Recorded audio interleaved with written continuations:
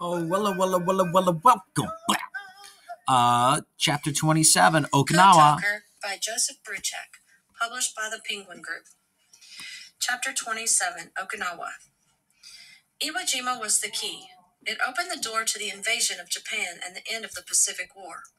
B-29s from Guam and Saipan passed over Iwo Jima without being attacked. Dozens and dozens of planes used Sulphur Island as an emergency landing field on their way back from bombing Japan.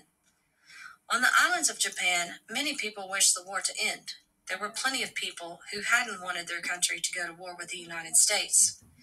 As more of their loved ones died on faraway islands, many Japanese people saw that nothing was possible but defeat. The Imperial Command, however, was still led by military men who refused to accept surrender. The war had to go on. So once again, we code talkers took part in another invasion. About 50 of us were part of the operation. We were called Operation Iceberg. Our 1,600 ships were the largest armada in history, and the number of our troops was even bigger than the force that landed on the beaches of Normandy in Europe.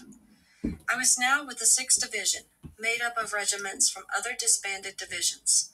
This time, we were to invade the island of Okinawa, even closer to Japan. The Okinawan people had always been peaceful and had no history of ever going to war.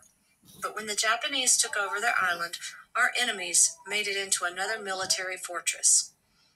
Our carriers went first, sending planes against the Okinawan airfields. Many enemy aircraft were destroyed on the grounds, but others took off to attack our ships. Kamikaze planes fell out of the sky toward our carriers. Those swarms of small planes looked to me like wasps whose nests had been poked by a stick. Many were shot down, and just as many fell into the sea without hitting any target. A lot of those planes were piloted by young men who'd never flown before. They were allowed to get drunk before taking off, since it would be their last drink. Too many of those planes did strike their targets. The Hornet and the Franklin were hit the hardest. Over 700 men died on the Franklin. I saw it burning right next to me as our invasion force steamed on. In addition to my Navajo buddies, 2 of my white friends, who had survived the other campaigns, were there with me. Of course, one of them was Smitty, who was stuck to my side like a burr. Who was the other one? One of the greatest surprises I have ever had in my life came just after we left port for Okinawa. As I stood by the rail, a familiar drawling voice spoke up next to me. "Hey, Chief, what y'all gonna do when y'all see one of them Habu snakes? I hear they're just a-crawling all over Okinawa." It was Georgia Boy. He had survived his wounds. There was a big bandage on his neck, but an even bigger smile on his face. I hugged him so hard that for once I was the one who lifted him off his feet and almost cracked his ribs. Then the deck shifted as the ship turned, and we both almost went over the rail. Smitty, though, grabbed us and pulled us back. The 3 of us stood there laughing our heads off. "Why aren't you dead, you good-for-nothing redneck?" Smitty said. "Can't kill a cracker with just one little Jap bullet," Georgia Boy answered, grinning. We weren't the only ones grinning. The mood on board our ships was really good. Even Radio Tokyo, still broadcasting its usual mixture of American music, bold-faced lies, and threats, brought a smile to most people's faces. "This is the 0 hour, boys. It is broadcast for all you American fighting men in the Pacific, particularly those standing off the shores of Okinawa, because many of you will never hear another program. Here's a nice number for you, Going Home. It's nice work if you can get it." There was a time when ominous words like those from Tokyo Rose had made the hair stand up on the back of my neck. Now those broadcasts just amused me. Most of us Marines were spending more time joking and talking about how the war had to end soon than worrying about the impending battle. "What are you going to do when you get home, Chief?" Smitty asked me. "He's going to eat mutton," Georgia Boy said, chuckling. "Me," Smitty said, "I'm going back to college. That GI Bill is going to give me a free education." I didn't answer them. Much as I wanted to go home, deep in my heart, it was still hard for me to believe that the war was almost over.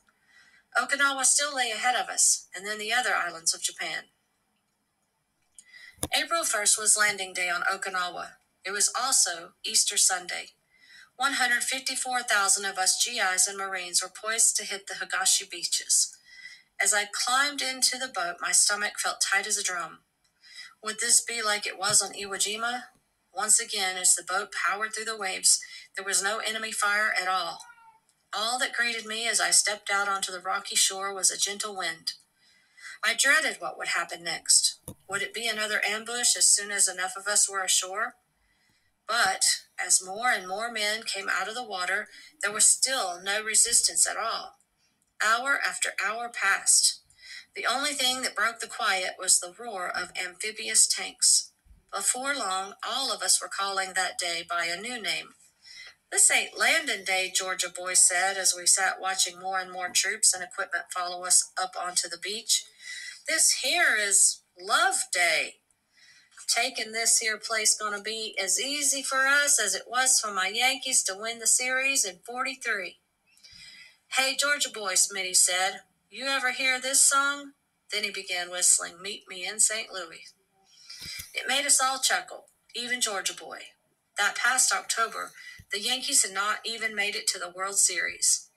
It turned out to be a Missouri special, with the St. Louis Cardinals winning in 4 over the St. Louis Browns. By nightfall, we'd already reached objectives that were supposed to have taken days. Bulldozers were clearing away the wreckage of Japanese planes on Yontan Airfield. It all seemed too easy, and it was. On April 8th, we hit Kakazu Ridge. The Japanese soldiers had pulled back and dug in to wait for us. Their first line of defense was a long rocky ridge, heavily fortified, but so camouflaged that we didn't know it was there. Their plan was to hold us off at their defense lines, to be the rock that would break the sword of our attack. The Japanese Imperial General Headquarters wanted to bleed us white. They hoped so many Americans would die we'd lose heart and stop our attacks. That was the idea of one of their best military men, General Usajima, and it almost worked.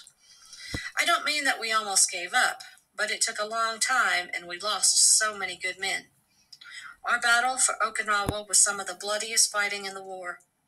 It was made even harder because there were no good roads and the island was crossed by ranges of hills running from east to west. We had to fight from one ridge to the next. It seemed it would never end.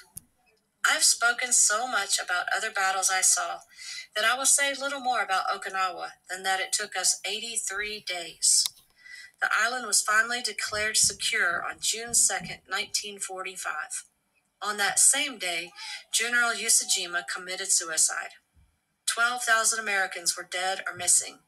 36 of our smaller ships had been sunk by the kamikazes, and about 400 more had been damaged by the attacks. The Japanese had lost 3,600 airplanes and 110,000 men. 80,000 Okinawan civilians also died in the battles. Through it all, our Navajo code was used to send and receive messages. We Navajos had helped a lot, but rather than feeling glad about it, I had a great heaviness in my heart. If it cost this much to take just one small island, invading the big islands of Japan would be too terrible to imagine. Our commanders now estimated there'd be at least 1 million American casualties. No one knew how many Japanese soldiers and civilians would die. Thousands of kamikaze planes, suicide boats, human torpedoes, and midget submarines had been prepared by our enemies. Tens of millions of Japanese would give their lives to defend their homeland. All our intelligence said that the Japanese military was still not ready to quit, even though the ordinary people were desperate for peace. Although I did not know it at the time, grandchildren, all through the war, many Japanese citizens were imprisoned or murdered because they spoke out against it. There was a powerful military organization called the Thought Police in Japan. If you were suspected of even thinking about criticizing the government, you'd be taken away by the Thought Police. It was also hard for the Japanese to speak up because they believed that their emperor was a god, the son of the sun god. They had to do what they were told because their emperor could do no wrong. Some brave Japanese people tried to let their emperor know how they felt. There were some men whose sons had died during the war who chose a certain way to tell their emperor that there had been enough sacrifice. They did so through a sacrifice of their own. First, it was only a few, But by the last year of the war, there were many. Each grieving father sent a small package carefully wrapped to the imperial palace. None of those packages ever reached the emperor. They were quickly disposed of by men who'd been appointed to keep all bad news from reaching Emperor Hirohito. Each package contained the sender's right index finger. Whoa. It seems that Emperor Hirohito did not know what was truly happening much of the time. Any Japanese defeat was too embarrassing for the military leaders to admit to their immediate supervisors, much less to their divine emperor. The real power in Japan during World War II was held by the Supreme Military Council, who assured the emperor that their decisions were best for their nation. While we kept secrets from our enemies kept secrets from each other, lying to their own people about what was truly happening. One of the saddest messages we code talkers ever received came on April 12, 1945. As soon as I got it on my radio, I took off my headphones. I couldn't talk.